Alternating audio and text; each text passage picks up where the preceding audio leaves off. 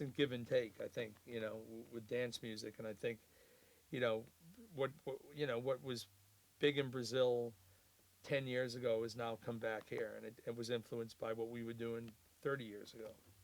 What about that's really great. What about Afrobeat, which is another sort of offshoot? Well, it's funny because Afrobeat is something I mean I know now Fela there's Broadway shows and it's sort of in the public consciousness, but recently I've gotten into it more, just thinking about funk, and there's some amazing African records and African disco records that you cut out some of the vocals and the grooves are amazing. So I think there's a lot to be said about looking back at that. And I just read somewhere recently that when James Brown went over there for one of his gigs, that he went to see Fela, and that he brought Bootsy and the guys there, and that they really got a lot out of that. Now we definitely got to look into that. But I've heard that recently, and I'll show you some of the records. But yeah, so there's a theory that when they were in Africa, they all went and saw Fela and a few other bands, and they were like, I want that. So I think there was always a give and take. Nice. I don't think James, James borrowed from other people too. Definitely. Nice. Let's talk a little bit about audience, because one of the things that we're discovering, and I don't know if you've seen this at all either, is that when it comes to live music, funk music, a lot of the bands in the 21st century who are touring and are either majority white or all white bands playing to young white audiences. Right. What do you make of What that? happened? Yeah, yeah. Where did I just I really think, and we discussed this a while ago, me and you. I think that like the hip hop thing definitely took the audience that would have been kids who'd be into funk, and they've gone over to hip hop, and it's just sort of an.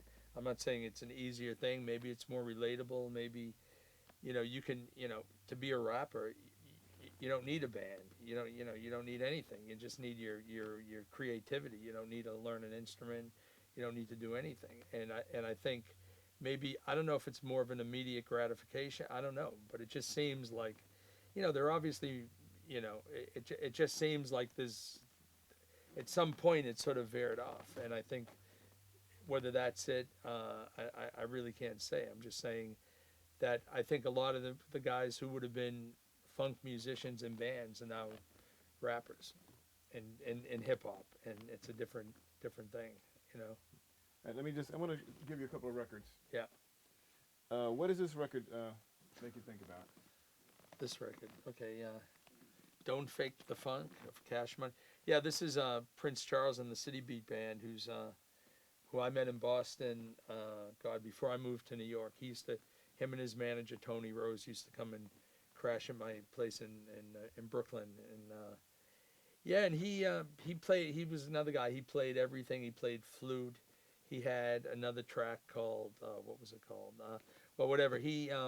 He was one of those guys who I think his name was unfortunate, Prince Charles, considering Prince was big at the time. It just seemed like.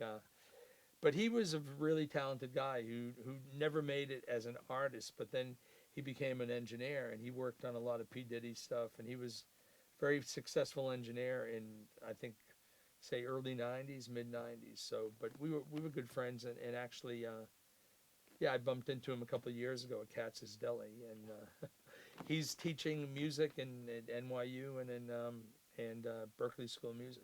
Funk is his own Yeah, reward, man. funk is his own reward. Yeah. That's a good. Uh, Yeah, these are my guys, man. They recorded some of this stuff at my studio. Randy Mueller, Solomon Roberts. They were.